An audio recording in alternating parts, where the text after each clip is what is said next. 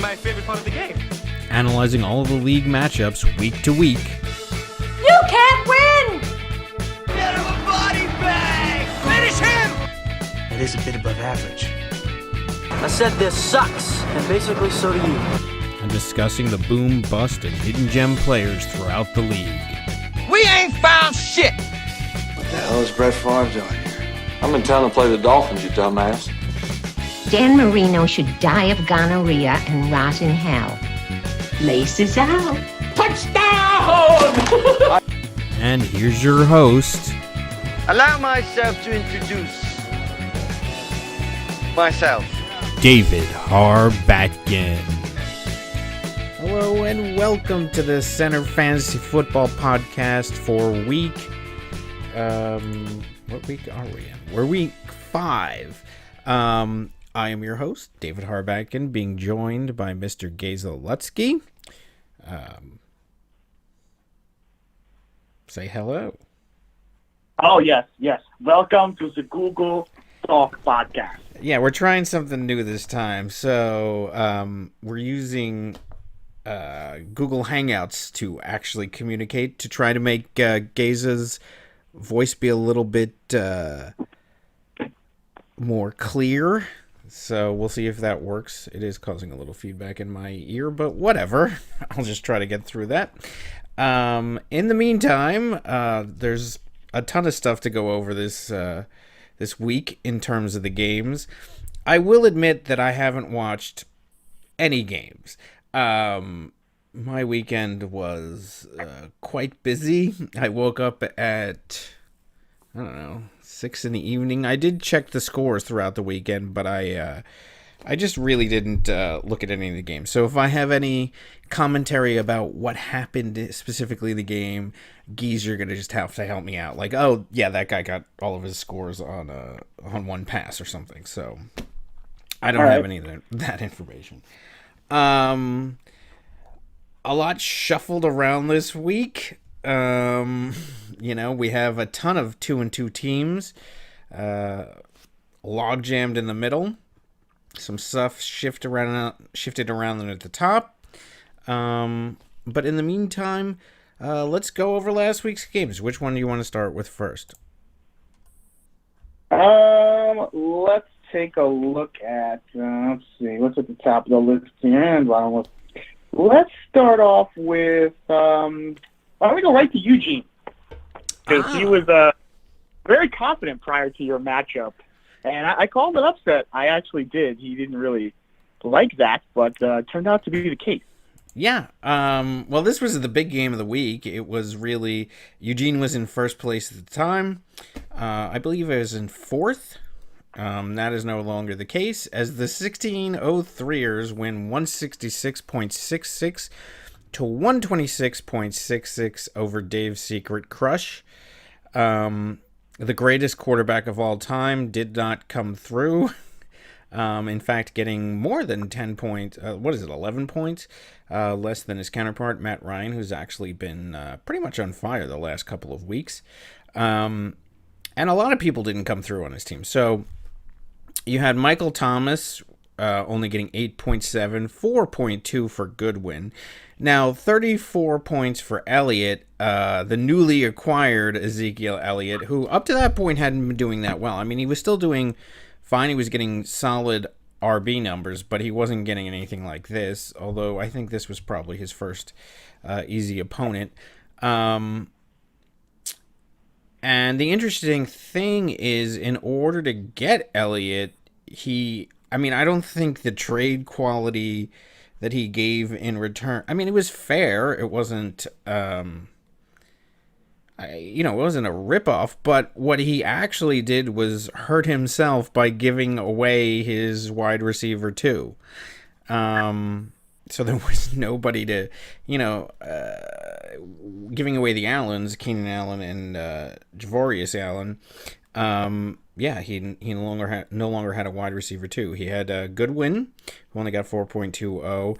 Marshawn Lynch, he was forced to play, getting 18.7 points, which was really good, and actually who I thought Nick should have picked up in the trade, but I don't know, I guess it wasn't offered. 7.2 points from Ricky Seals-Jones, and a whooping 0 from Sammy Watkins-Yayos. I believe he went down injured in a hamstring thing, but yeah. No points from his flex there, and then 23 points from the Green Bay defense, who we picked up last week in waivers. Going into the Monday night game, I think I had a 60-point lead or something. I still didn't consider I didn't consider him out of it, because he had the greatest quarterback of all time, and had he put up like a 50-burger game, I could have, and that combined with Watkins, I could have ended up losing it. But I felt good going into the Monday night game, but I didn't feel completely secure. And then I was at the Monday wedding, of course, which had no cell phone reception. So when I finally got back into cell range and was able to check the score, I was like, oh nice, I won.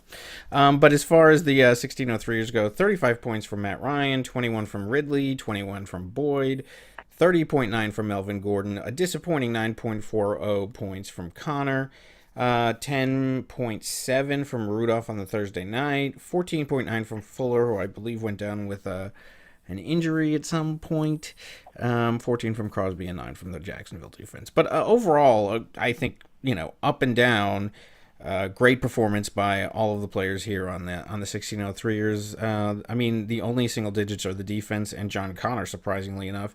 And it looks like Le'Veon Bell might actually be coming back in a couple weeks. Week 8, I believe, because it's after the Pittsburgh's bye week. But, solid performance turned in by the 1603ers, and just not quite enough by Eugene's secret crush team. Anyway, your thoughts on this game? All right, so I think Eugene was really pushing that Mahomes deal to sell high because obviously he's the greatest player of all time. He's pretty normal right now. So last week, Deshaun Watson stayed with him. It was like 30-32 in points. All right, this week he actually got outplayed by Matt Ryan. So Mahomes, I guess, is like as good as any other quarterback out there. I'm glad nobody took the bait on that one. Michael Thomas was quiet, but he's still like one of the top receivers in the league. We'll give him that. Godwin, Tampa Bay looks horrid. I don't know what happened. A couple of weeks they were on fire, and now, yeesh.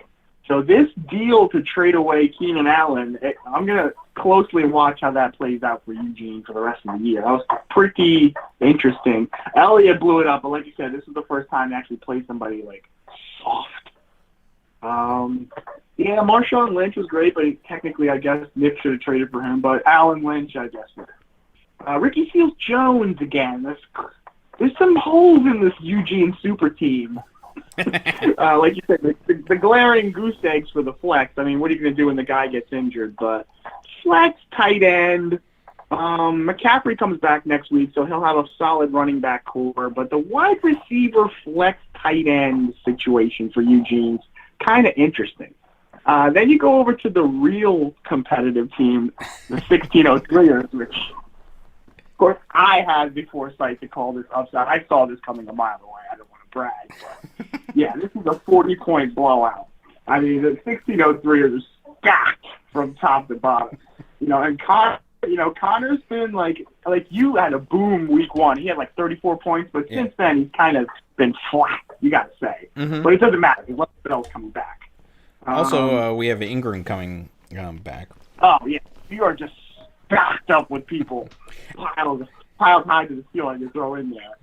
The wide receivers, you've really done an excellent. Like Ridley, that guy's hot. He's red hot right now. Yeah. You could probably get Kamara for Ridley straight up. I mean, if you wanted to be bold. I mean, this guy is on fire. He's making Julio Jones look silly. All right, and then Boyd's really coming on for the Bungles, and Melvin Gordon has just been your ace. That guy's money. Yeah. Melvin Gordon. No, he's like Gurley. He's the AFC's Todd Gurley at this point. And Rudolph, I mean, it's hard to get a tight end in this league, as Eugene can see, and a lot of teams can see, even my team. tight end market is barren wasteland. There's nobody. Yeah, it really is. But I mean, You Rudolph. got the most. What's it? Oh no, go ahead. Well, I was just gonna say Rudolph has been fine. He's been getting about, he's been getting double digits every week, but not much more than that. Like low double digits. Got the most out of him just before his injury, so I don't know how long he's going to be out. But it doesn't matter. I mean, you can just go to Crabtree. You still have Chris Hogan. Like, Chris Hogan's saga continues, right? Yeah, I think he's on a very short... Like, if I need the spot, he will be the one that's gone. He's just there because why not? Go ahead. Kicker defense is fine. You can ride Jacksonville all season. 1603ers are definitely one of the teams to beat. A solid 166-point performance, right up there with Nicky Baby, who had another boom week. I mean, this is a team to be reckoned with. And 3-1 Eugene. Is this the mark of a slide? I don't know. We'll see. Keep an eye on the greatest team in the league, quote unquote. Yeah. I don't know. I mean, it's not that much. Look, Michael Thomas had a bad week, which he's not going to do often. Yeah, I mean, he's just hurting himself at wide receiver right now. I mean, that was kind of the problem that we had earlier in the season, but now not as much. So, I don't know. He sold his wide receivers for a big name, and whether or not Elliott will sustain this, that's yet to be seen, because he hasn't had that before this. He had 17, 19, 14, and now 34, but going against Detroit. I mean, he's got Houston and Jacksonville coming up, so I don't know. I think this was the game to get him for, but now he's really hurting at wide receiver, so I don't know. Yes, indeed. All right. Well, speaking about Nicky Baby, I guess we could take a look at that game. Highest score in the league this week, 175.52 to 128.90.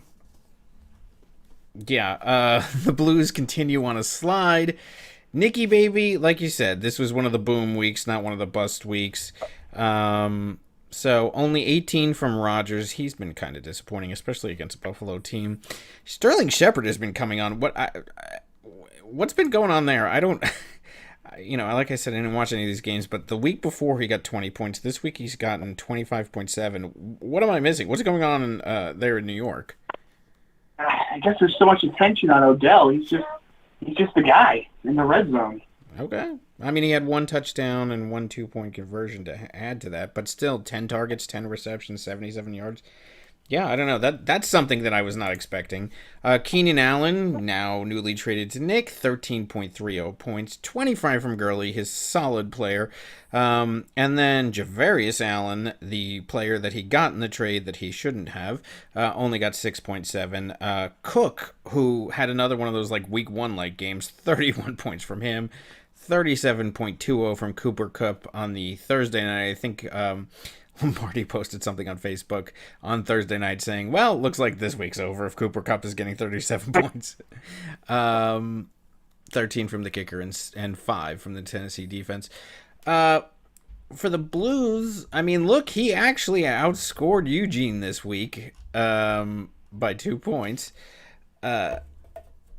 But he's been on somewhat of a slide. I mean, look, these are two people in the same office who came against teams that just brought huge games, so you can't really fault them for that.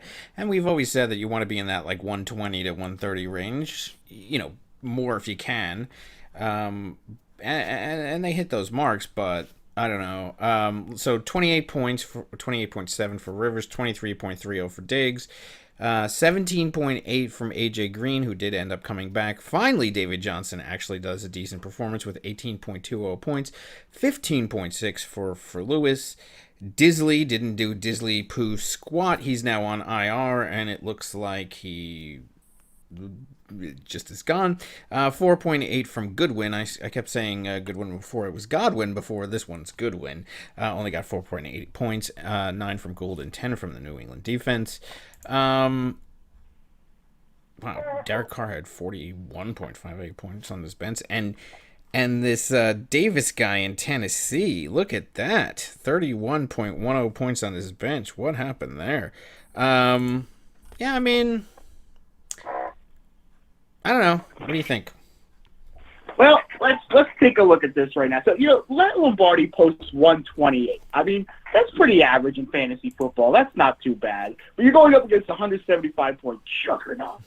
Okay? When Cooper Kupp is getting 37 on the Thursday night game, Lombardi's right. You're finished. Yeah. Okay? Lombardi's in the tight end toilet bowl with the rest of us. Disley didn't do Disley poo squat. That's terrible. Lombardi's the victim of Audwin did with Vance McDonald. Okay, Disley had one play where he scored, and Lombardi's just I gotta have it. All right, Ebron with 15 on the bench obviously is first of all, this is one of those games where I think Lombardi could have played basically his whole bench also and wouldn't have equaled Nick's score. I don't think. Well, he might have. He probably would have gotten a lot closer. Yeah, he probably would have beat him. But still, I mean, look at these points. Davis on the bench for Tennessee. Would you have made that move? No. I wouldn't have. No. That's coming. No. So it's like the Robert Woods deal where I just left him on the bench for 33 points against Eugene. You can't see that happening. Yeah, I mean, I would have played Ebron for 15, but that's still not going to get him the win there.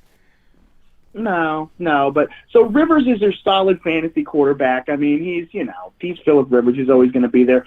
Diggs is actually having a very solid year. Minnesota, between Thielen and Diggs, I think Millennium has Thielen. This is a good receiver combo to have this year. They can move the ball, throwing the ball. Yeah. AJ Green is he's been a little bit banged up, but he still puts up quality numbers every single week.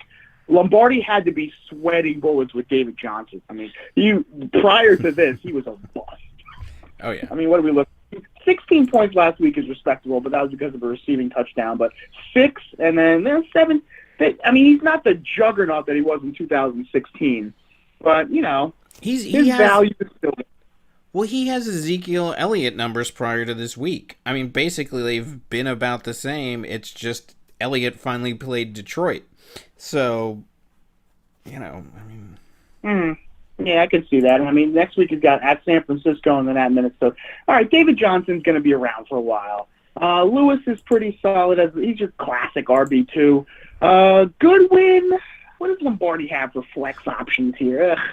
I was probably going to shove in Davis after the 31 points. I mean, I would. Chris Thompson does come back from the Redskins. He's usually good, so he was on a bye. So, give Lombardi that. He had 24 and then 22. So he could definitely crank up some numbers from Matt. And, Matt's right in there with the rest of them competitive-wise. He just had – some of his players just had off weeks. I mean, there's nothing you can do. Nicky Baby just plastered them this week. It was 175. What are you going to do with that?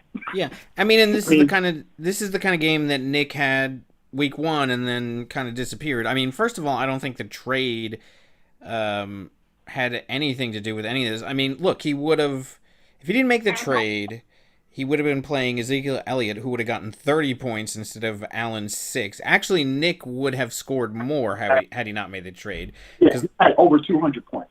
Yeah. I mean, well, the 13 from Keenan Allen and plus the 6, that would have been 20 points, right? I think almost 20 points exactly, either that or 19. And then, no, that would have been 20. So 20 points deducted from this, and then to add 30, he would have gotten 185. Look at his bench. I mean, Kittle had 24. Yeah, Cook actually had 31. I mean, Nick made all the right moves. I mean, this is ridiculous. Yeah. I mean, 175 points. I mean, the question is this the regular Nicky Baby team? What Nicky team's going to come out there? No, I know. Well, first of all, I mean, Cook... this week, 31 points. What did he get the first week? He got 27, and then sandwiched in between 8.9 and 8.1. That's a huge difference right there. Cooper Kupp, I mean, he's actually been pretty good this season, but, 17, 12, 16, 37. I don't even think Nick needed to make that trade. Look, with Sterling Shepard apparently coming on, he could have had him and Cooper Kupp, Gurley and Elliott. I mean, Rodgers is surprisingly one of his weakest parts. I don't think Nick needed to do that. I mean, he could plug in Kittle even at the flex. He got Jordy Nelson, who got 17 points on the bench. I don't know. This is a boomer bust team. I question whether or not this is going to happen again next week, I mean, because the places that these numbers are coming from, are they really going to continue to come from there? I mean, is Cooper Kupp going to have like 40-point games all the time? Is Cook? I mean, you take that away, and this is an average score. I mean, and then Shepard, who you don't necessarily count on for all this. I mean, if Rodgers only scoring 18 points, I mean, Gurley's going to get you the points no matter what. That's a consistent, 25 to God knows what. But all the rest of this, I don't know. Do you count on that week in and week out? Well, let's just say this: he puts up 175, he's undefeated. Anything less, he's 0-2. Yeah. Yeah, he's 2-0. Plus 170. If he gets under 170, he's vulnerable. All right. He's playing the millennials. He's projected to get 130 this upcoming week. We'll see what happens. Yeah, well, this week he was only projected to get 129, so it's not like, I don't know how much faith they have in these projections. The defense gets you 5 points, and your RB2 gets you 6 points, right? That's 2. Yeah. 7 players get you 175 points. That's unbelievable. Yeah. Usually every player's got to get 20 plus to put up numbers like that. I don't know how Nick did this. I mean, this is the magic act he's doing. Hopefully he's not a playoff spoiler. Just trying to make it to playoffs and you go up against Nick. Well, in a 180. Yeah, that's the thing. He could go into the playoffs, like if you have to face him in like some wild card game, he could put up 175 and then the next week be, escorted out immediately with like, a terrible game. So... Yep. I don't know. All right. What game do you want to go to next? All right, let's hit the Lightning Rods Whalers game. Yeah, this is an As interesting we game. have our first 0-4 sighting this season. Lightning Rods has been punched around. He's just had a rough go of it. Yeah, I mean, like the first few weeks, we really said that, he didn't necessarily deserve to lose those games that he did. This one he did. But the interesting thing also is, like, coming out, the Whalers team looked terrible. I mean, like, last week... What? I was going to say, he was victimized by the Nicky Baby 170 mauling. So we couldn't do anything about that. Yeah, I mean, I'm just saying the general perception was, going into last week's game against Dr. Hockey, it was a battle of the, 0-2s, who's going to be 0-3, and who's going to at least have a chance this season. I mean, we clearly saw who doesn't. But yeah, maybe Whalers was victimized early on in the season and is a much better team. Like, he's been able to kind of sneak under the radar and be much better than people have been paying attention to. Because I mean, this is an impressive score. He was impressive last week against an admittedly terrible team. But I mean, and put aside Gayton's record in this one. He's been a good team overall, and 141 is nothing to sneeze at anyway. So impressive performance. But here, do you want to go through the numbers or do you want me to do it? Now you can do that. You're numbers guy. Yeah, I'm the numbers guy. All right, so Tom Brady with 26.96 points to Eli Manning 16.7. That's interesting that they picked up Manning for this game versus New Orleans, thinking that, it makes sense. New Orleans gives up a ton of points, but this was actually a low fantasy scoring game. I'm not sure. I mean, the score is 33-18. I don't know what happened there. I'm assuming you watched the game. What happened in that game? A lot of Giants bungling. Kamara just took over that game. Okay. Eli, they just couldn't move the ball. It's typical Giants shenanigans. Yeah, but I'm saying, like, even Breeze got like a very low score this week, and so did Michael Thomas. So I just really don't know. I mean, and they won. It was more ground game. It was all Kamara. Kamara was just unbelievable in this game. Okay. Well, yeah, he got 41.10 points, moving down to that. So I guess we'll skip to the running backs. Yeah, 41.10 points from Kamara, 25.60 for Bernard.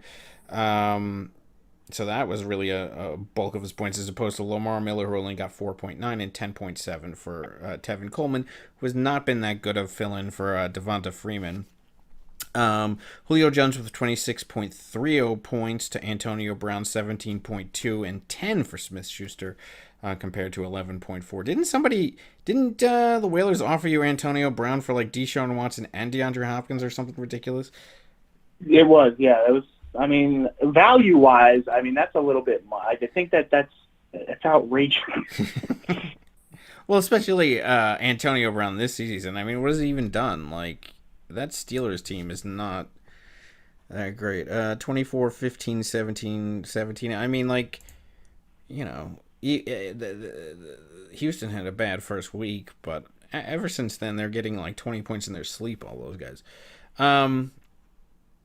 But yeah, I mean, obviously dominating the running back position. That's where a lot of this game was won. But, you know, he made up a little, Gayton did, in the wide receiver with Julio Jones getting 26. But otherwise, that was basically even, but like Whalers blew him away at the running back position. Eifert got 13.8 before he went down. Howard, who did not go down, or did he? He's listed as out. He got 0 points. He's out 2 to 4 weeks with a sprained MCL. Interesting. And then Robinson with 10.3 to Williams, 2.5. Then 16 for Tucker and 9 for Butker and 4 apiece for the defenses. Both Los Angeles defenses playing against each other. Yeah, I mean, like, obviously look, Whalers has a pretty good team. I mean, he still has the problem with the quarterback. The other interesting thing was he actually dropped Trubisky this week on the week that he gets 55 points. I mean, Whalers could have ended up, you had 50, let's see, subtract 16 from this, that's pretty 126, and then you add Trubisky, he would have had 55. He would have been up there like Nick-like numbers this week if he would have kept him, ironically. But, you know, and then I think he's got Mixon coming back to replace Bernard. So, I mean, there's no reason to think that Whalers can't be a good team. I mean, he's certainly got a solid base. I mean, talking about Cooks, or you were talking about Woods in, you know, before. I mean, Cooks ended up getting 24.6 points on the bench in the Thursday game. But, you know, I guess... But Smith-Schuster's been good. I don't know if you cannot play that. I mean, like, that's not really the area of concern. Obviously, the tight end, but everybody seems to have tight end problems. And definitely the running back position seems to be a problem for Gayton. But, yeah, no, I mean, like, right now, look, Whalers has a good team other than that quarterback position, which he seems to almost be streaming quarterbacks. But, you know, running backs are solid. Wide receivers are good. They're good. Like, the running backs are really good for the Whalers. The wide receivers are good. And we'll see if he fixes the tight end position and then, you know, what he's going to do with flex. But, I mean, he has some options at the bench for the flex. But, yeah, go ahead. Yeah, I mean, Whalers, if you look at it this way, I think he was 0-2 with Joe Mixon out 2 to 4 weeks and LaShawn McCoy injured. And, you know, he was always rolling with Kamara. But he's really, like you said, under the radar, sneaky moves. You paid $75 for Bernard. I put a high bid in there too, but that was impressive. I think that's kind of turned this team around, combined with Kamara. That Bernard Kamara punch. We'll see what happens when Mixon comes back. Eifert, of course, now he's in the tight end shit can with everybody else, with Eifert out basically for the year, I'm sure. And then O.J. Howard. There's a lot of teams struggling at tight end. If you have a good tight end this year, you are in really good shape because it's horrid at tight end right now. Antonio Brown, Galladay's been pretty consistent. I mean, he's no barn burner, but he gets you double digits. I mean, everybody on that Detroit wide receiving core just gets so many targets that they, you know, they're going to put up numbers for you. Yeah, and lightning rods. I mean, let's look at this guy. I mean, like I said, in week 1, he was the victim of the Nick Zaveri mauling of 170 points. Okay. Week 2, 157 for Lombardi. I mean, week 3, 143, and then week 4, 140. I mean, he's just had a brutal schedule.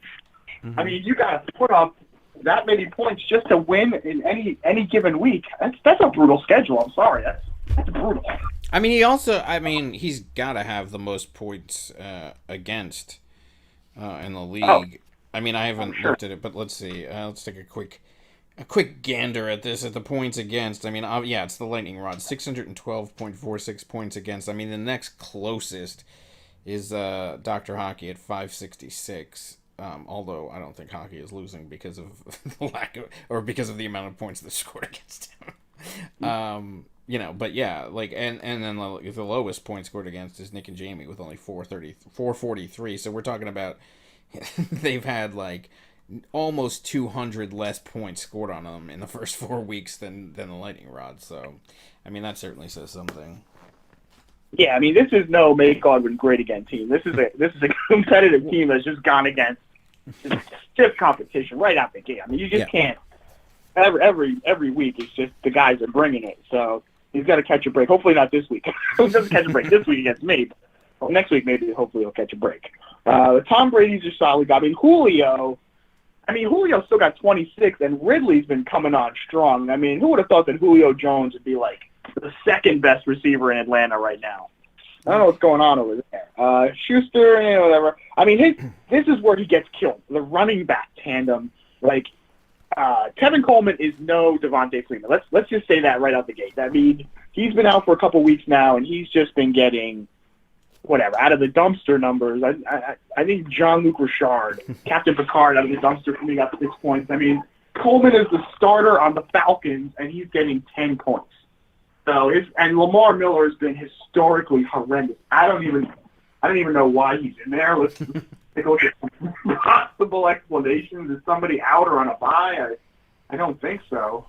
It's just no. I mean, it's just carry on Johnson, carry on luggage. Got 12 points.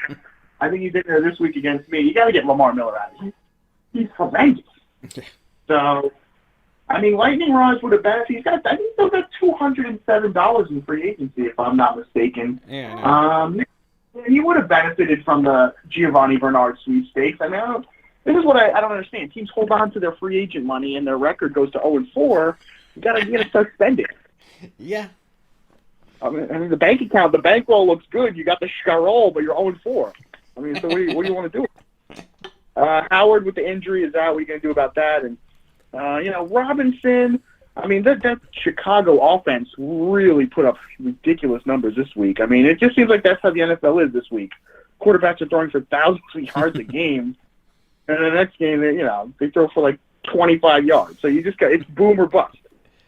Tucker's solid as the kicker, and the Rams defense. I mean, Lightning Rods is a competitive team. He's just been snake bit. Yeah.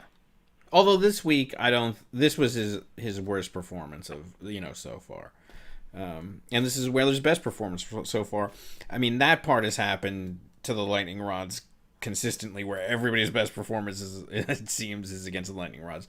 But this is certainly like the worst out of the four. Like the other ones he really could have pulled out, but this one he would have had to play a bad team in order to get this one. I mean, his season high is 146, right? And then the following week he got 130. He can put up points. He's not a bad scoring team. He's just running into teams that are having really good weeks. He's a snake bit. Yep. So anything else on either of these teams? No, I got to tip my hat to the Whalers, though. I thought his team was left for dead. Yeah. Right? I mean, he lost to Black Ice Dynasty the first week. I mean, and that was the game that Tyreek Hill had like that 40-point game. But yeah, no, I thought he was left for dead too. And then he's built himself very quietly a pretty good team and totally under the radar. Right, and not even making any Shafto trades. No. So where do we want to move to next? Let's go to Nick and Jamie. All right, Nick and Jamie, the first place Nick and Jamie. Off the radar. These guys, 4-0. Don't even mention them this season. Yeah, they have been off the. I mean, like, yeah, I just think they're not that it's like what was that Duncan or whatever in San Antonio, where they're just not. Nobody's even paying attention. I don't even know what they've been doing. I mean, we've been saying week after week, like, how are they winning these games? I mean, look, they won the first week against Tillett Trey team by 1 point by the Amari Cooper catch, not even a point. And that was when, none of their players were, where a lot of people were suspended, or they were going to, they had built a team basically to be good, peaking right around now when everybody started to come back. And and they managed to get those 3 wins. It looked like they were going to hold on for dear life for the first three weeks, try to, get a win or two, and then really build their team post that. They got those 3 wins to begin with, and now they're super strong now that they have their other players. Although we can get a little bit into whether or not, like the Edelman thing will work out as well, or what, but nonetheless, they've been good all season, somewhat under the radar. Although I've been keeping a close tab on them, but they've been making smart moves. First of all, let me just put this in perspective. So, Nick, you already just talked about the Lightning Rods going into a brutal schedule, right? This is the difference between 4-0 and 0-4, and it's perfectly illustrated in these two teams. Now, both of them, look at Nick and Jamie. So they had 120 in week 1. They won by less than a point. Week 2, they put up a whooping 131, right? Week 3, they put up 112, not exactly a barn burner. So they finally put up 166, but that's the difference. Their opponents put up 78 Lombardi, 123 baby, very human, down to earth, and 119 Tiltrey versus the Lightning Rods, where everybody, brings it every single week, and you're 0-4, and then you get teams that put up 78 and you're 4-0. I mean, so that's happening. The interesting. I wonder actually if Nick and Jamie had Gayton's schedule and Gayton had Nick and Jamie's schedule, if this would be the exact reverse. I mean, because what? It very well could be. It would be, because Lightning Rods put up 146, and then one that they would have beaten. Yeah, they would have beaten the first two. Well, it depends, but yeah. I mean, you're playing the Blues with 78. Yeah, they would be 4-0 right now. Yeah. Yeah, so this is, I mean, they're like mirror opposites here, frankly. Yep. Yeah. Now, Nick and Jamie, I wouldn't say they squeaked by, because like you said, $1.62. That's pretty solid. No. Look, now is when their team, when all those players are coming through. I'm just saying the first 3 weeks was really a period where, they caught some. They caught a nice schedule to start out with, let's just say. But I mean, they're also very quietly making moves. I mean, look, on their bench, TJ Yeldon, who Dr. Hockey, the madman, picked up for $121 and then immediately dropped. And then, I think he went to Miner's team against me. Then he quietly dropped him, and now they went to go pick him up. But that was before the game. And then now Fournette's out again, and they get him back. I mean, they've been making some very smart moves very quietly. It's not happening in the auction or or it's just happening. They're paying attention, and they're doing some very smart things over there, and it shows. In the record, but yeah, I mean, they could be in a very different position had they not had that schedule to start out with. Mm-hmm. All right, but let's look at this game. So Wentz, 24.72 points as opposed to Russell Wilson's 8.98. 33 from Tate. Once again, this comes down to the Detroit receivers getting tons of points and targets, which is what I said. 14 for Odell Beckham. I mean, his score was more than doubled by Golden Tate. 15 for T.Y. Hilton, 27 for Thalion, who you mentioned before. Like, that Minnesota wide receiving core is just amazing. Kareem Hunt finally shows up with 26.50 points and 31.20 from James White. What happened in that game? My gosh, I don't even know. And this didn't Eugene last week say something about I wouldn't be playing James White, I'd be playing Michael. Well, if you would have played Michael, you would have gotten about half the points there. So yeah. Gronk, very disappointing. Gronk numbers 8.40 points, 11.1 from Graham, was actually the better tight end this week in his two tight end set. 8 for the kicker and 4 for the defense. I mean, look at all these single digits, and yet he still gets over 160. That's pretty impressive. So for the Millennials, Fitzmagic, whatever, I'm still going to call them the Millennials, especially now that the Fitzmagic thing is totally ridiculous now that he's been benched, but whatever. And he's not on his team, never was. Anyway, yeah, so we said Wilson, Beckham, Thalian. But then the running back core, he had to go with Howard and Jay Ajayi. Howard with only 2.5 points and 11.1 for Ajayi. Kelsey, maybe one of the only good tight ends in the game.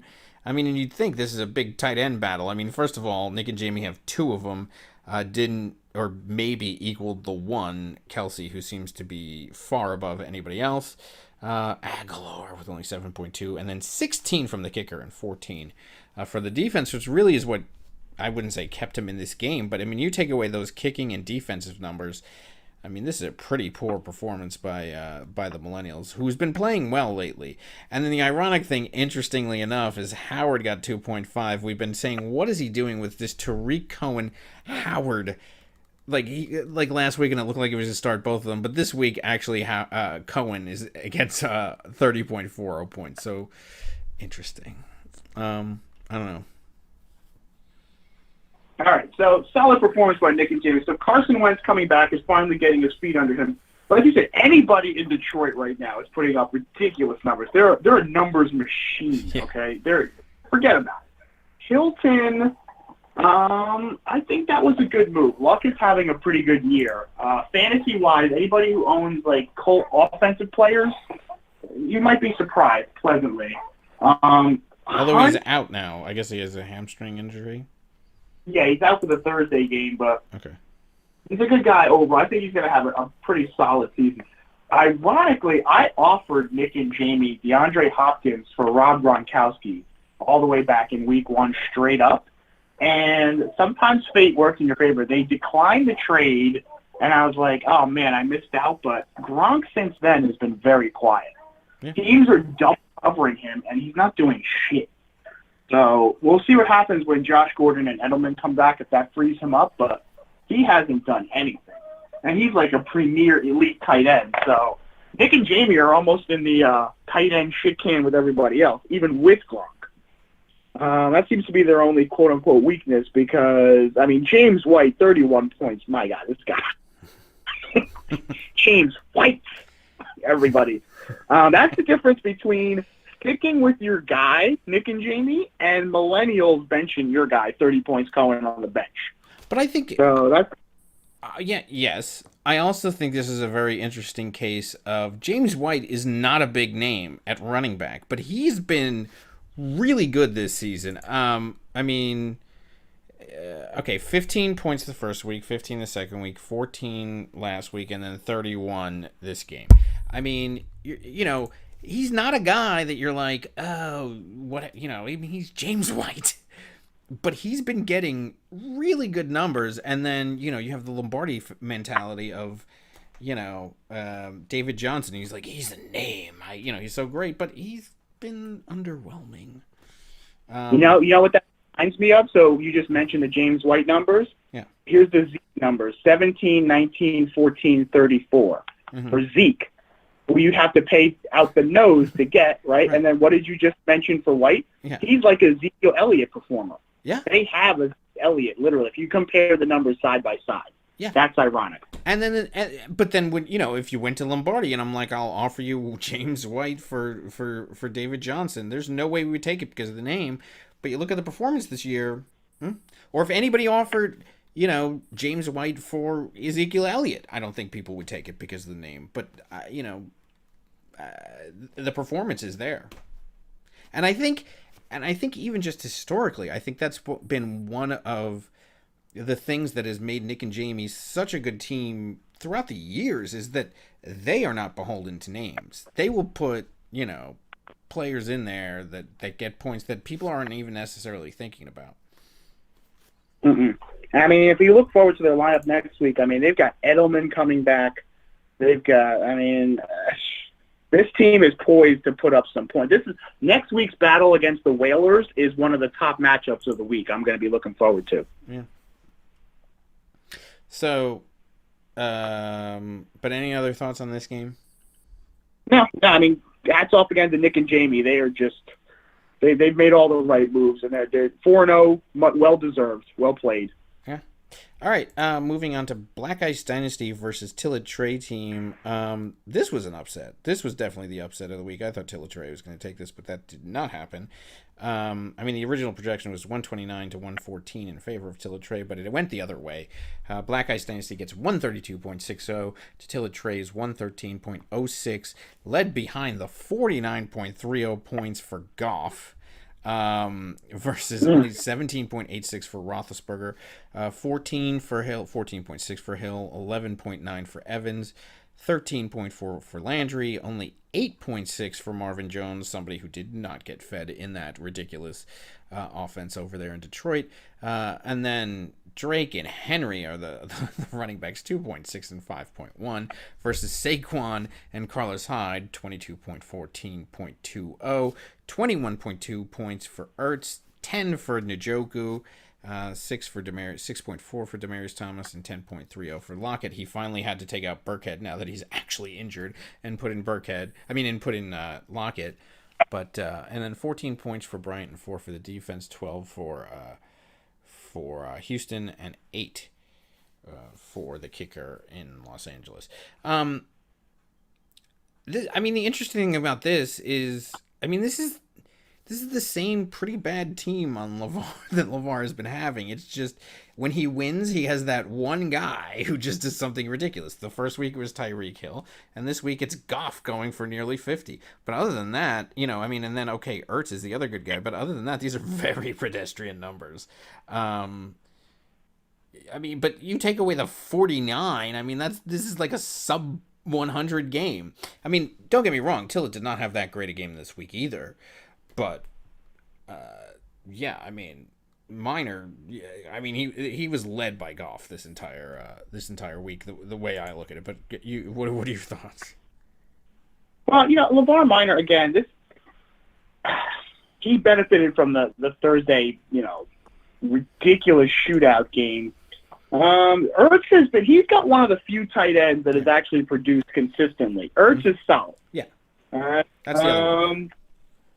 Yeah, Barkley for Tilla-Trey is putting up decent numbers, but Tilla-Trey, if you look at his bench again, he's having a Mike Evans type season that we had in 2015 with Amari Cooper.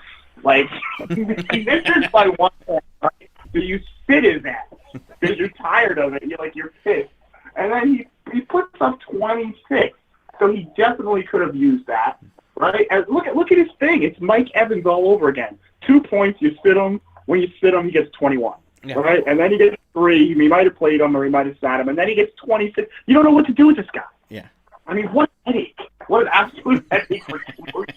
He could easily be 4-0, a matter of fact. In fact, I think that was the thing that drove you out of that was one of the things that drove you out for the season. I'll admit it. I flat out quit. I went insane and I quit. I took a year off. Mike Evans, that kind of shit. I had Amir Abdullah, Mike Evans, Calvin. It was a nightmare. It was a nightmare. But this Kimmel kind of goes. He could easily be 4-0 if his players would just play. I know. Well, you used to joke about the Mike Evans memorial seat on your bench. You're just gonna hold. Oh yeah, we spot open for him at all times. Yeah. But going back to this game, LeVar. He's. Like you said, he would have sub 100 if it wasn't for Jared Goff. But again, the guy's 2-2. He made some moves. You look at Demaryius Thomas. Okay, 1 week he had 5 catches for 18 yards. My cat could have done that. All right, and then 4 catches for 24 yards. That's abysmal. That's abysmal. But you know what? You still win during the week. And Case Keenum. The Broncos' offense right now looks terrible. So, can LeVar keep up the winning streak? to make a playoff run. We'll see. But I mean, he's got enough points right now. I look at LeVar's team like a budget version of Nick's team. I mean, he's having the same kind of thing that Nick is, where, if he has the one player that goes off, he'll win, but if he doesn't get that, he's going to lose and have an abysmal performance. It's just that when Nick does it, he, really does it at, 1 like, flashes that you see it. LeVar will put up big numbers at, 140. I mean, but that's big numbers because of one guy, because, his running back core is dog shit. I'm sorry. Drake and Henry, that's what you're rolling with? I mean, he's in the same boat as Gaten Casimir, actually, with his kind of running back. The irony is, I believe LeVar Minor made a post this week about teams getting up early and spending ridiculous amounts of money in free agency. But again, similar to Gaten Casimir, let's look at the free agency money available to them. A full 200, and Gaten Casimir has a full 207. So they would have benefited greatly from Whaler. Whaler spent 75 for Giovanni Bernard, right? And he went from 0-2 to 2-2. Yeah. So again, you want to spend some of that money that you got piled up there, you can grab up people too. Yeah, and the other thing is, it's not like he got outbid. Minor didn't spend any money. He, I could see one thing complaining I spent, I bid this, but then I got outbid by a ridiculous amount, which there have been some ridiculous bids, like the 75 for Bernard or the 121 for Yeldon. But I mean, he's not even attempting it. So there's nothing to complain about there. And then the second part about, some of that had to do with some confusion about not understanding when things are processed, because I don't even think he takes part in the free agency auction thing, because most of that's just when it gets processed. It's not like people are up at that time entering in all of their moves. It's just that just happens to be when it gets processed if you do a $0 bid. And then yes, he was the earliest one up today. So he was actually complaining about himself, kind of. It's a trend of our one viewer complaining about length of podcast. This is the trend this season. We have to address anything that comes up on any of the media so that we get our due diligence. Yes. So, all right. So in other words, yeah, exactly. And then we move on to the last game of the week, the one that I called the lock of the week. I didn't think it would be this much of a lock, but dear God, it's the Toyota blowout of the week. So Dr. Hockey going into this game 0-3, desperately needs a win, needs to do everything that he can to get a win, and he puts up a monster 63. Oh my God, so ridiculous. Basically a bye week for the Hackettstown Hagglers, who beat them 145.60 to 63.88.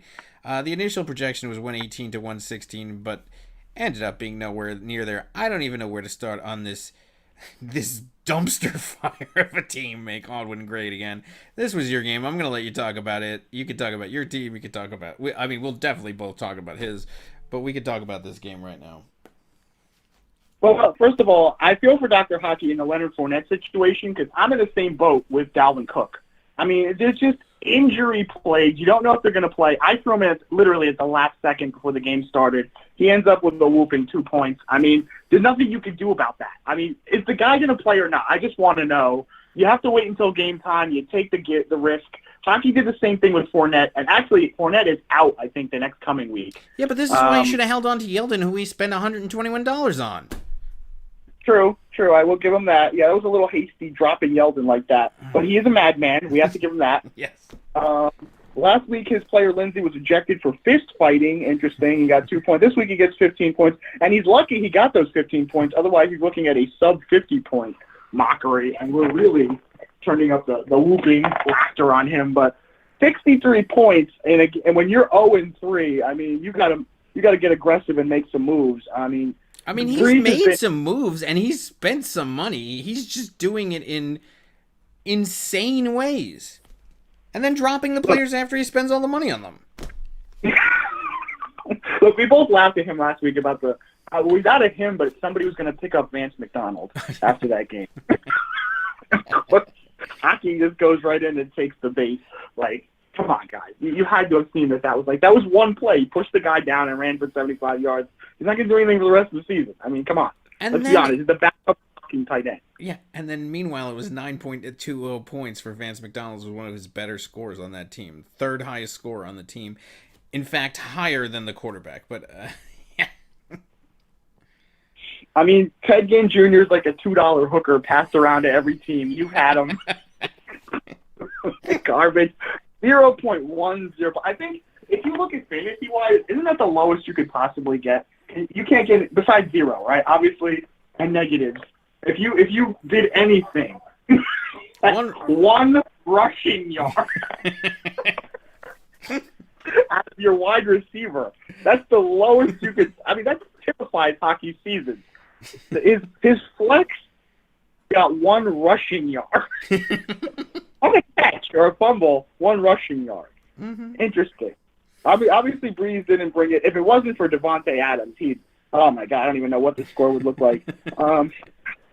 Cole, I don't really know what you do in Jacksonville because it's Blake Bortles. I would say that Cole hasn't really panned out.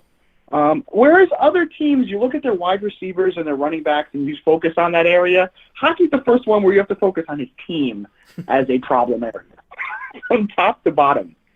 Not like the Hagleys did anything really remarkable this season. I mean, Jean-Luc Richard from Star Trek got 6.6 points. We were desperate at running back. Peterson is out with a bye, and Cook was a nightmare. So to get those kind of production out of the running back, 8 points, and still come out with a victory, we're lucky we played Auburn this week. And Emmanuel Sanders, quiet, Parkey, what a kicker who gives a rat's ass. I actually had the Houston defense and dropped him. LeVar picked him up. But, this DeAndre Hopkins-Watson thing, in the beginning, nobody wanted anything to do with them. I mean, they were offering me Watson and Hopkins for, like, the kicker. Now they're starting to come on. So I guess I'm going to hold on to this duo. Yeah, I mean, Watson and Hopkins alone would have beaten all of Audubon's team. That is true. You could have played those two players, and they would have beaten the entire rest of his team. And sat the rest of the team. You're right. Yeah. Wow. Yeah, that just sums it up. I mean, if you're going to fix hockey's team, and this is the question of the week, where would you start? Go ahead, I'll back in. Dumpster fire. Where do you start putting out the dumpster fire? I don't think the answer's on the bench right now. No. I mean, look, you keep Adams. Obviously, you keep Breeze, even though he had a bad game this week. Okay. And then you just, I mean, I guess you could keep Lindsey and Freeman. I mean, everybody's just terrible in this. I mean, you could get rid of everybody else. I mean, Ginn, you could absolutely drop. Rosas, his kicker, has been one of his better players. I mean, Fournette should be on IR with Yeldon in the game to help him. Cole has got to go. Get rid of Cole. What are you doing, man? I mean, yeah, and then just flush. That's my advice to hockey. Just flush. Do you keep Larry Fitzgerald, or has he proven that he's not going to do anything this year? I mean, you can't even trade him, so no, I would. I mean, I actually once did that where I dropped Larry Fitzgerald. I had him a couple of years ago in the minor, ended up picking up, and he ended up doing really well. I mean, look, it's not like he doesn't have room on his bench if he wanted to drop some of these guys, because they're all horrid. So, if he does that, then he can, if he dropped the guys on his bench and his lineup, in his back pocket, he could keep him there to see if he's going to improve. I might keep him, sitting around, but, I mean, there's, so much else to flush, my God. It's so bad. It's such a bad team. Yeah, I mean, I don't really. It doesn't even matter if Fournette plays at this point. I mean, it's just the savior. It's bad. Yeah. As far as the Hagglers go, like that. Like I said, the Watson Hopkins combo meal has certainly been coming through for you. Robert Woods, who you didn't play the week before, you played this week, paid off. I think he's really coming on. Your running back situation is bad, but you did have what do you call it? Peterson on a bye, and Dalvin Cook was on the the snap count, or the what is it? What are we, the bitch count? The pitch count? Bitch. Yeah. So I mean, if this was, I would be concerned for your running back situation if you needed this to go forward. But I mean, look, you're going to get Peterson back, and then Dalvin Cook will actually be playing full games again, and so you should be okay there. Burton is, ever since that first week, the nightmare before the season, he's actually been okay lately. So okay with that. Emmanuel Sanders has been one of the few bright spots on Denver. I mean, this wasn't a scintillating game; he didn't need it, but he's been fine. Still getting double digits. So overall, I think the Hagglers are pretty good. They needed this win. They couldn't have afforded. I mean, you could not afford to lose this game. I know that you were, before it happened, you were sweating it out, like, oh, I can't, I can't afford to lose this, and you couldn't. But there were, you didn't. I mean, there was no. No. And yeah, I just don't even know what to do with hockey. All right, so that does it for that for last week's games. Are we ready to move on to next week's? Let's rock and roll. Let's do it. All right. So, what game do we want to start on for next week? Well, let's do back-to-back Hagglers to get it out of the way. So we got Lightning Rods and Hagglers. Now, Lightning Rods and Dr. Hockey, they may have the same score, but this team can actually do something. Yeah, so you're playing two 0-4 teams 2 weeks in a row, or two winless teams, let's say, 2 weeks in a row. But yes, I think Odwin is, a very different winless team than the Lightning Rods. I don't care what Odwin's schedule is. There's no way he would. It would have been different. Lightning Rods could have been. And you look at it, Lightning Rods is actually favored in this game, 124 to 117. That just shows you how much of a difference his team is than Hockey. Yeah. All right, so we have Watson versus Dallas going against Brady versus Indianapolis. I'm definitely going to give the edge to Watson there. Hopkins as well going against Julio Jones at Pittsburgh. I think this is actually going to be a good wide receiver battle. I think that Julio Jones will do well at Pittsburgh. I mean, that Pittsburgh secondary is nothing great. I think I think this will be I might actually give a little bit of the edge to Hopkins, especially with Fuller out and not much not much else in Houston. I might give a slight edge to Hopkins on that. But it should be about even. Robert Woods versus Juju Smith-Schuster. Woods at Seattle. Schuster versus Atlanta. I mean, theoretically, Woods should do better with the way he's been playing lately. Smith-Schuster quieted down last week. We'll see. I mean, the Atlanta games have been pretty high scoring, especially fantasy-wise, so maybe a slight edge in Smith-Schuster. And then you have Peterson at New Orleans. I think he'll do okay. And then Coleman at Pittsburgh. I don't think that he's going to do that well. He's playing the Johnson guy. Carry on luggage in Detroit versus Green Bay. And then you picked up Hines. Yes! For Indianapolis. And you spent a whooping $50 for him, like almost bankrupting you, because the Hagglers just cannot hold on to their cash. No. Right. At New England. I mean, look, there's nobody. I mean, everybody seems to be injured in Indianapolis. Not a bad pickup, especially given that situation.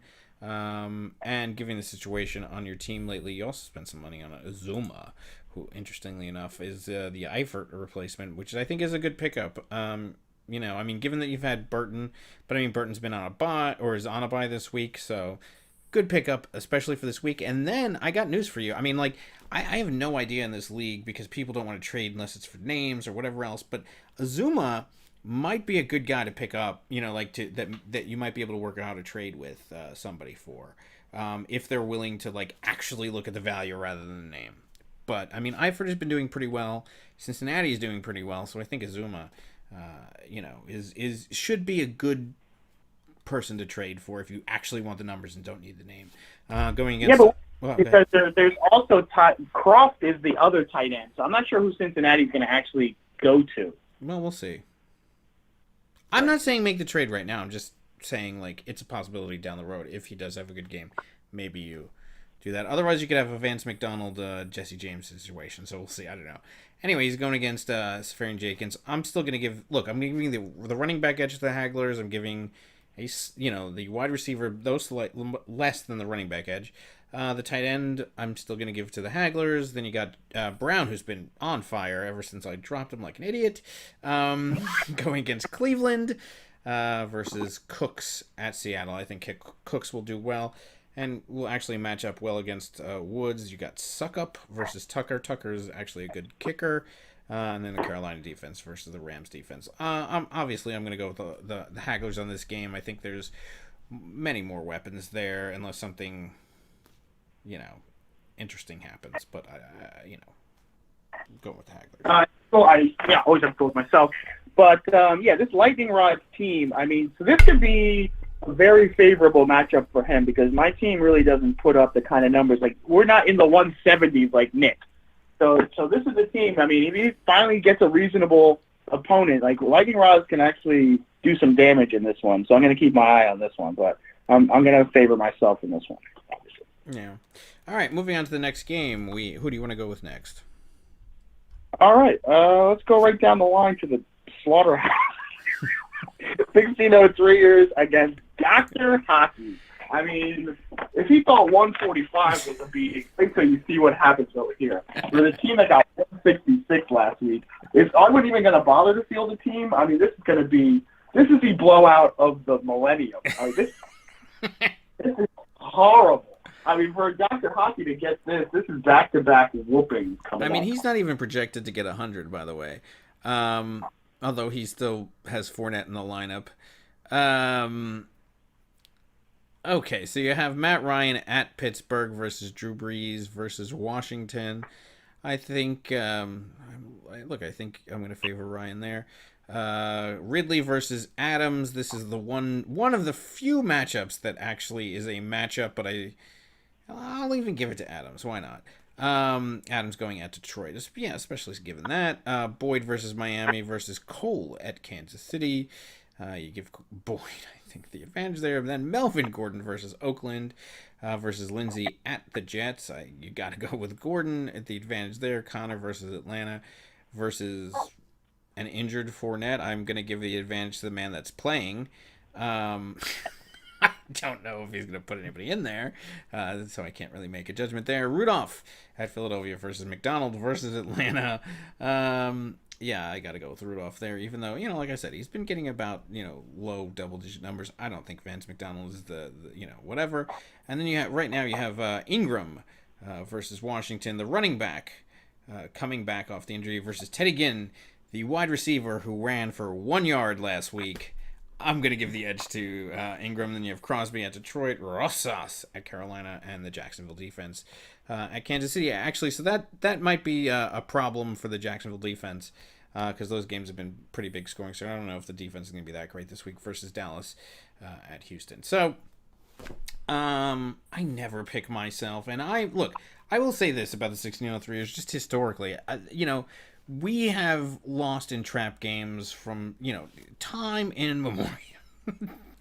I don't know what it is, but these are the if you look at us historically, even into the championship, we lose games. There is no reason why we should lose. And that's the only reason why I'm going to pick Dr. Hockey to win this game. But yeah, I don't even know if I can buy this one. No, first of all, I never pick myself.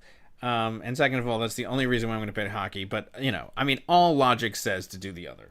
I just can't do it. I'm not going to set myself up to jinx myself. I never pick myself. But go ahead. Dr. Hockey is abysmal. I don't know if I could buy this. Oh, I just want to do my due diligence. Bill Belichick speech. No, get out of here. This is a massacre. Not just on paper. This is going to be a bloodbath. I'm not even buying the, he's a good team. We respect our opponent. This is a mismatch. Maybe. Is Dr. Hockey allowed to play his bench also against your team? Because he's going to need it. Even then, I don't know. But whatever. No. Yeah. No, this is Dave Harback, and this screams lock of the week. All right, this one's over. This isn't even a matchup. You should take on who you're playing next week and add to all the score. If you want a true match. Yeah, well, we'll see. I mean, actually, if you would have, no, he changed. But there was at one point like where it looked like I think he had 2 players left, and you could have combined Gayton and Odwin's score, and you still would have beaten them. I think I still would have beaten their combined score last week, but whatever. Yeah, I got nothing else on this game. All right. Where do you want to move to next? So right down the list, we got Eugene. Now, this is a rebound game for Eugene here against LeVar. He's got Elliott and McCaffrey. I mean, he's strong at running back now, thanks to Nick and Odwin this season, ironically. as this guy has feasted on other teams' mistakes. Slowly built his team here. It looks like he picked up Sanu. What happened to the greatest player in the galaxy? He's benched for Kirk Cousins. Oh, yeah, what happened there? I don't know. I thought self-proclaimed greatest player in the galaxy benched for. That jumps out at me right away, right there. I mean, I guess the Jacksonville defense, but still, if he's the greatest of all time, he should be able to overcome something like that. Mm-hmm. I don't know. Well, you got Goff, who just had like almost a 50 burger going against Cousins at Philadelphia. I don't know who you give the advantage to there.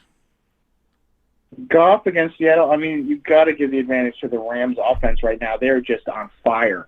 Yeah. I mean, but Cousins has been pretty damn good too. This is actually a good quarterback matchup. It is. It's pretty good. I still give the edge to the Rams. They just have it. All right, Hill versus Jacksonville versus Michael Thomas versus Washington. Interesting. Hill's all right. Jacksonville's a tough matchup. I give a slight edge to Thomas only because he's like one of the leading receivers. He is the leading receiver in the NFL, I believe. So and he's coming off a weak performance last week. He probably wants to bounce back. Is this number right? He's been targeted 44 times. He has 42 catches. He only dropped 3 passes. That's insane. I don't think that's even possible. Yeah. That's ridiculous. Yeah. Unless they're all behind the line of scrimmage, like dink and dunk. But yeah, I mean, you got to give the edge to Thomas in that one. Landry versus Sanu, the newly acquired Sanu at Pittsburgh. And Landry versus Baltimore. For a super team, he has a lot of people turnstiling through his team. And a lot of like Mohamed Sanu. I hope this isn't Vance McDonald syndrome. I mean, yeah, he did have a great game, and now he's just throwing him in. I mean, Sammy Watkins is potentially not going to play, and then Godwin's on a bye. He really doesn't have. Well, I mean, we talked about him. He didn't really have. This is where you keep. Sorry, what was that? So this is where you keep an eye on the Keenan Allen trade away. Yeah. Although, I mean, look, I think Sanu is a good pickup considering the situation and about, how we talked about how we needed another wide receiver. And given the other circumstances that are going on with his team, I think this is a good pickup, especially in free agency for him, who I don't think he spent any money on him. I support the move. I don't think this is McDonald syndrome. Look, this is 2 weeks in a row that he's played well. I think he'll be okay. Like it's an okay pickup. I mean, it's a good pickup considering the circumstances. And then I mean, this running back matchup: McCaffrey and Elliott versus Drake and Henry. I mean, come on, like it's laughable. Ertz versus Ricky Seals-Jones obviously give the edge to Ertz, even though he's playing Minnesota. And then the flex, Marshawn Lynch versus Alshon Jeffrey. Lynch playing the Chargers and Jeffrey playing Minnesota. I'm going to actually give the edge, I think, to Lynch there. And then Elliott Prater and Tennessee versus Denver. Or Tennessee and Denver. Yeah. All right. So in this matchup right here, I was gonna say Eugene's not gonna like my prediction because I think LeVar can come back. This one's a little more evenly matched. Ertz, definitely the edge goes to Miner there with Ertz versus Ricky Seals-Jones. The problem for LeVar is definitely the RB situation. It's pretty hard to pick him with that abysmal duo. Drake and Henry, worse. I mean, that's clearly now his strength until he shafts somebody for wide receiver depth.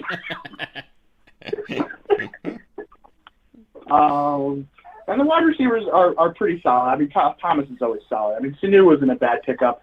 I'm going to give this one to Eugene. Yeah, this only because I never pick myself. This might even be my lock of the week, but we'll see.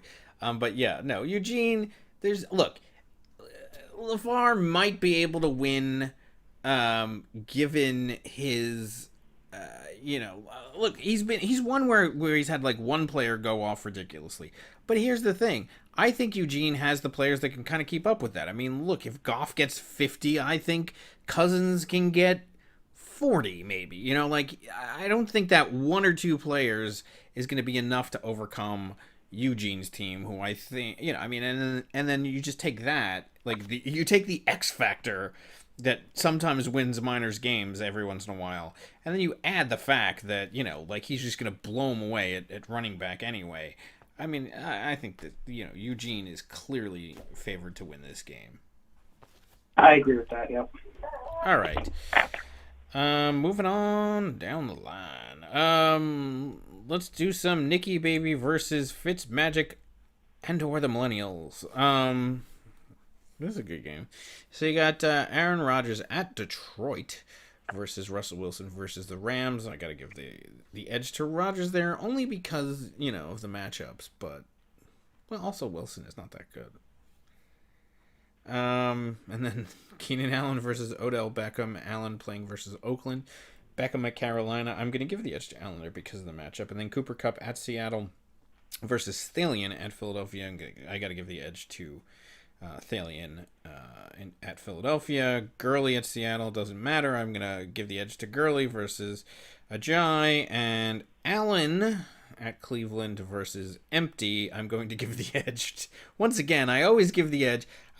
Call me crazy, but I always give the edge to the player that actually has somebody in the position and who's playing to the player that doesn't have anybody. Cook versus Kelsey. So Cook is playing at the Chargers versus Kelsey versus Jacksonville. I don't know. What do you think there? Because Cook can outplay Kelsey if he has one of the, the first or fourth week games. But if he doesn't, Kelsey will do much better than him, even though he's playing Jacksonville. I think Cook's due for a, back down to earth. I do too. I would go. And then he's got Kittle in there versus, who's playing versus Arizona versus Howard, who's on a bye. His defense is on a bye. You got the kicker, Lutz versus McManus, Baltimore at Cleveland. I'm hoping that Millennials are going to do some stuff here to move some players into.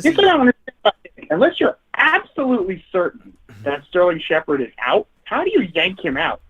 He's red hot. Yeah, I don't know. I mean, he got 25 points. How do you just yank him out of the lineup for Kittle when your tight end is already putting up 31? It's a head scratcher. I don't know. A lot of this stuff. I mean, look. Kittle had a good game last week, but and then Cook did too. I can't question it. He got 175 points. Let him do whatever. Whatever. Yeah, but I just don't. First of all, I think Allen was a huge mistake. The only reason why he ever got any points was because, end zone 1 yard touchdowns. Look at his yardage total. 17 yards the first week, 8 yards the second week, 7 yards the third week, and then 30 yards last week. He actually got more yards than he did all season long last week, but, no touchdown. And you put Ezekiel Elliott back on Nick's team, and he's a favorite to win it all. Yeah, I know, especially since he could have played Kupp and Shepard, but now Elliott's gone, and whatever. It's hard. Look, the Millennials doesn't have any other running back, so I don't even know he's got to pick somebody up to put in there. I don't know who he puts in at the bye. I guess Aguilar or bunches of Funchies or even Watson. Yeah, I don't know. I'm gonna give the edge in this game to Nick. Look, I don't know. The Millennials is going to have to make some moves in order to do something here. And then, if he doesn't, then, if he does do that, then he can maybe win this game. But, look, he's suffering from the buys right now. And because of that, look, Nick's got his full complement of players. So, especially given what I see now, which is what I got to make this prediction off of, I got to go with Nicky Baby. I'm going to go with Nicky Baby, too. Thielen is solid. You can't mess with that. And Beckham, he's having a pretty solid season. Jay Ajayi has been injured. He doesn't even have the option to go with Howard and Cohen. They're both on a bye. Wow. Where is Howard? Oh, yeah, well. Didn't he have Howard? Where's Jordan Howard? He's right now he's playing him in the flex on a bye. Okay, never mind. Millennials I think is definitely suffering from the bye this week. To go such Chicago heavy, that's really put him in a bind. Yeah. Surprising. I was surprised that he'd be waylaid like this, but the Chicago bye is really devastating. He doesn't have a team. It's very interesting. I think Nick. No wonder Nick can put in. Nick can do whatever he wants. This should be because of the bye situation, and unless Millennials make some surprising free agent moves. Right. Right now he's got to pick up. He has to feel the defense. An RB2, so his RB2 could be Duke Johnson, which I'm not very scary actually. Really, that's the only option unless he wants to pick one up. And then his defense he literally has to have a defense. I don't think he's going to throw Chicago in the shitter because they're pretty good. So he'll probably drop Pryor on the Jets. He's horrid. You could probably drop. There's some people he can drop, but unless you're not going to play, leave the spot blank. Millennials is actually an interesting situation. He's going to have to actually maybe drop somebody he doesn't want to drop. Yeah. Just to feel the team. Yeah. Interesting. Yeah, I know. And this could be. So he lost the first week, and then he got like 157 the second week and 146, I think, the third week. Then he took the loss last week, which was a difficult loss for him. And now, he could be somewhat of on a losing streak. It was really looking like he could do really well for a little bit there, through weeks 2 and 3, and now he might be going through a really difficult stretch. So I don't know, but I'm definitely picking Nick. Interesting. Yeah, I will pick Nick on this one just because of his 170 potential every week. Well, no, look, there would be some weeks where I wouldn't pick Nick, because I just don't think he's going to get the 170s, consistently. I just think that, look, Cook is going to come back down to earth, I think. Allen, Kupp is not going to get 37. I don't think Nick is going to get, anywhere near that, but I just think he's playing an opponent right now this week that doesn't have, that's really hurt by the buys. He doesn't have any, he really can't afford to drop people. He's just in a bind this week. I think Nick caught him on a good week to catch him. Okay, let's move on to what do we have left? Nick. We had a team that was 2-0. You want to go Nick and Jamie? Or that's probably the best matchup of the week. Let's save that for last. Okay. Let's go to Blues and Trey. All right. Blues were. I mean, this is a pretty good matchup too. These are, look, everybody's. It seems like everybody's a 2-2 team versus another 2-2 team, except for a couple. Except for the teams that are playing the Lightning Rods, and Dr. Hockey. Everything else is a pretty competitive matchup standing wise, and these are really important games early on because it makes a difference between whether or not you're going to be over 500 or under 500. As we start to move. Into the October month, and then we're not at the halfway point of the season yet, but we're getting pretty close. We're 2 weeks away from that. So, all right. The Blues, we have Phillip Rivers versus Oakland versus Roethlisberger versus Atlanta. I'm going to give the edge to Phillip Rivers there. I don't think Roethlisberger has been that good. I mean, the good thing for him is that he's at least at home this time. But I don't think he played terribly on Sunday night. I said that I didn't watch any games this week. I did watch the last quarter of the Pittsburgh game, and he looked atrocious. So, look, like I said, Atlanta might, they give up some points. They get points and they give up some points, but I got to give the edge to Rivers, especially against Oakland here. And you have Diggs and AJ Green. Looks like he's back. So Diggs at Philadelphia, AJ Green versus Miami against Marvin Jones Jr. versus Green Bay, and Amari Cooper. It looks like he's going on the Cooper, which means he'll get no points this week. So, Jones is actually one of the few receivers who didn't get that many points last week.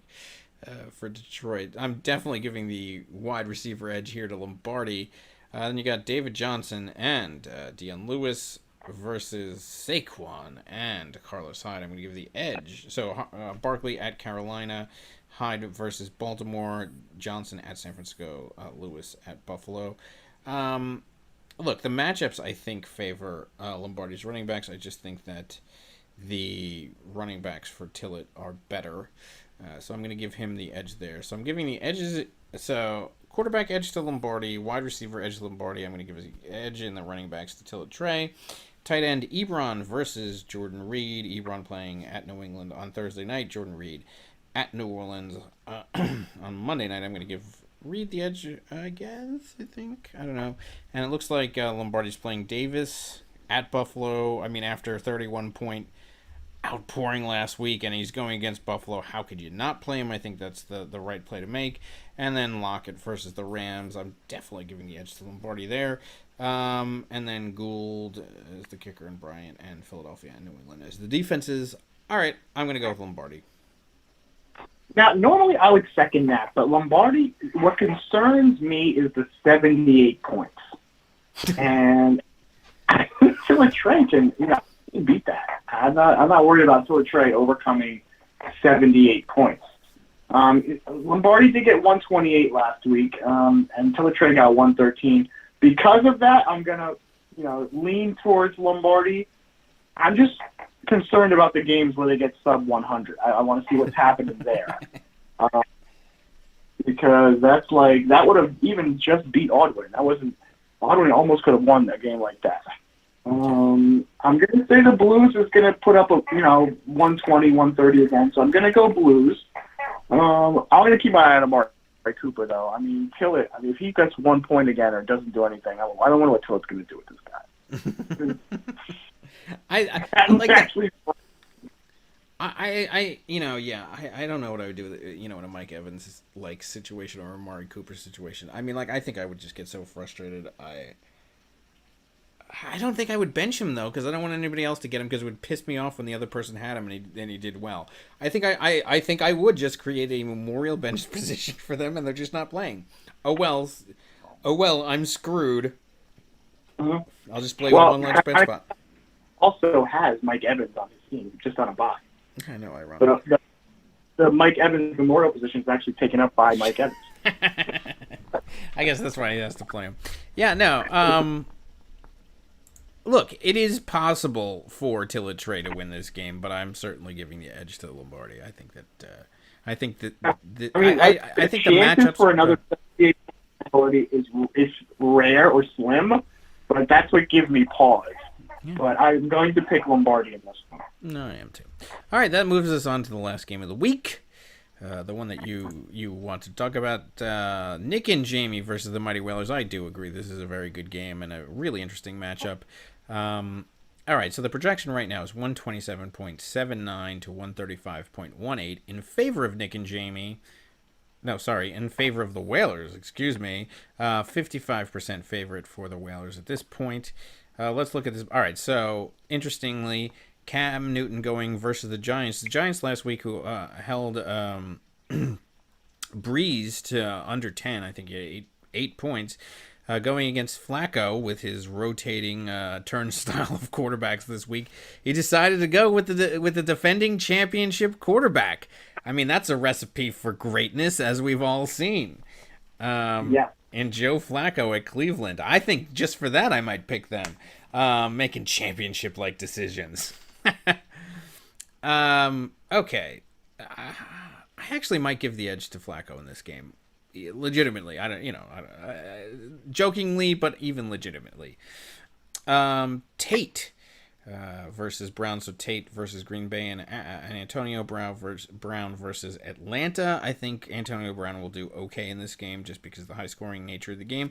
But Tate could have a really good game too because, like we said, Detroit loves to hand out some points. And then it looks like Edelman is finally making a return into the game versus Indianapolis versus Galladay versus Green Bay, who will also get that Detroit point output.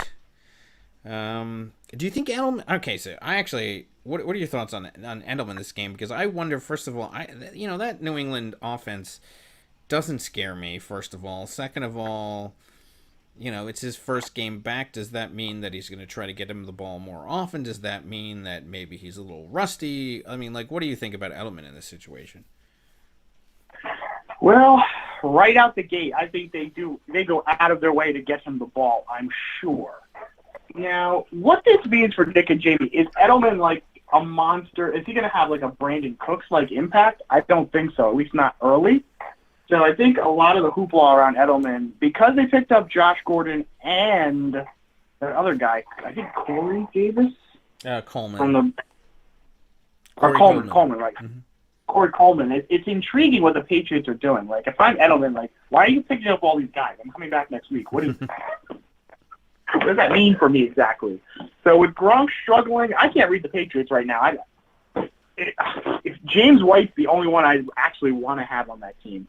Hogan's dog shit. I have no idea. I wouldn't want any of the receivers. Yeah. We saw what Burkhead used to do. Sony Michel on their bench had 17 points last week, so he could be the running back to start. Nick and Jamie have some interesting decisions to make. Because they're so Patriots heavy, which is the really interesting thing. And that's the thing with the Patriots. You never know what Belichick's going to do. So, I don't know. It's interesting. They're keeping, even with Edelman coming back, they're going double tight end. So what do you think about that? I don't know why they keep sticking with Graham. I don't think that but look, at Detroit, I think that's good. I mean, Gronk versus Indianapolis. I mean, what's going on in their bench because Gronk has not been that impressive. Who else would they start? Jones, I guess. Yeldon. I actually would start Yeldon, to be honest with you, at the flex. Or even the Michelle guy. But again, you're really heavily replying. I don't know if I'd start the Michelle guy. What? They're 4-0, so you can't really say anything. So it's just mere speculation. Sure, but I'm saying, the reason why you don't want to, you don't want to play Michelle, especially on Thursday night. Do you really want to lock up your entire team on Thursday? If something goes wrong, you're in a lot of trouble, to start out the gate. I think I would put in Yeldon at the flex. I think that would be one of the decisions I would make. Interesting. But yeah, as far as the two tight ends, I don't think I'd play. Graham might have an okay game this week at Detroit. I don't know. I think this is one of those situations where if I was actually coaching, and this was the situation I found myself in, I would watch the Thursday night games, and then assess after that. But I really do think that my instinct would be to play Yeldon this week. All right. And then flipping over to, you have the Whalers. Yeah. Now, Kamara and Flacco, I Mixon. mean, championship. Championship pick up there by the Whalers. Nicely done. After going to Stersky and Eli Manning and Marcus Mariota, he's finally found himself a winner, okay? Joe Flacco's a proven winner. I can tell you that firsthand. Okay? Basically, he was the only one left after Eugene shaft me anyway, but he is a winner, okay? Proven winner.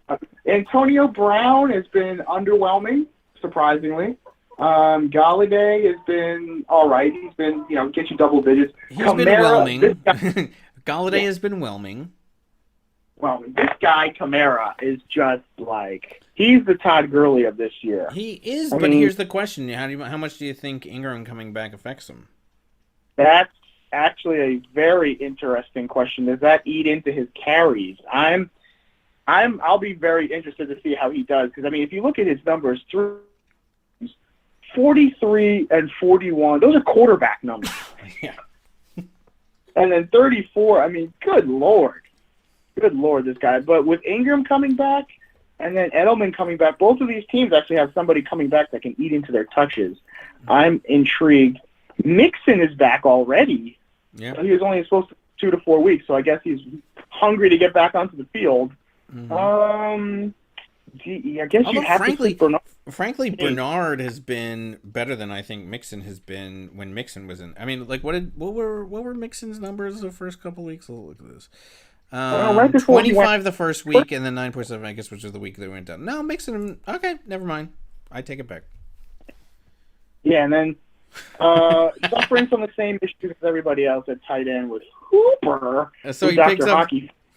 Yeah, I was just gonna say, I don't even know when this happened, when hockey dropped this guy, but God. He must have dropped him mid-podcast. And I guess we're gonna have a Doug Baldwin sighting. Oh, are we? Yeah. So against the Rams, interesting. And then we're gonna have the rest. This is an interesting matchup, actually, because Whalers has really come back. It's hard to bet against him. He's on a roll. Nick and Jamie is really they're 4-0. By due diligence, I have to go with Nick and Jamie on this one. That's who I'm picking, because they are 4-0. I mean, come on. So, I mean, the interesting thing about this game to me is I think, both of these teams have some weaknesses, like, both at flex, I question how good these flex players are going to do. There's the question mark about Kamara in terms of Ingram, how he's going to do, when, if that's going to cut into his touches. Then you have Edelman dealing with, just coming back, and we don't know how he's going to do. Man, I mean, my gut tells me to go with the Whalers. But it depends on how this plays out. I mean, Hunt is going to play versus Jacksonville. I mean, we'll know pretty early on. I mean, because how many players are playing in this New England game for Nick and Jamie? First of all, their entire bench almost. Then you have Edelman, and you have White, and you have Gronkowski just in the game. And then Goskowski. So that's 1, 2, 3, 4 of the actual plays. 4 of 9. And then 1... so 5, and then Michelle on the bench. So 5 of their players of their entire team going, and then you have, Hilton out, you have Parker questionable. Yeah, I mean, like, this is basically the team they're going to roll with, and they're all playing Thursday night, so we'll know pretty early. And Whalers will actually know pretty early what he needs to do and what he needs to go up against, because he actually has nobody playing on Thursday, so that's pretty interesting. But I'm actually going to pick the Whalers. Oh, interesting. Well, picking against the 4-0 team. I like that. And then you've got, what do you think about Joe Mixon and Giovanni Bernard? I think that's interesting in Cincinnati. I mean, I guess you got to go Mixon, but Bernard's actually been very solid. He's been very solid, but in replacing Mixon. So now that Mixon is back, I think Bernard's numbers are going to drop significantly. And, Mixon should take over those numbers. I mean, it's the right call. I don't know about Hooper. I mean, Hooper's been, whatever. I mean, but like we said, there's nobody in tight end anyway. Of course, he's going against the team that has 2 tight ends. But yeah. I just see the name of a player that used to be, that has the taint of Dr. Hockey, and I'm like, I don't know. But he could be a good player, but yeah, I'm just like, ugh, he's a MAGA player. I just don't. So he's taking a hockey player and he's taking an ex-Hagler this week. Interesting. All right. So yeah, really interesting week. I mean, is there anything else that you want to say about this game? No, this could be a matchup of the week. Yeah, I think so. I mean, I know certainly my game is not going to be.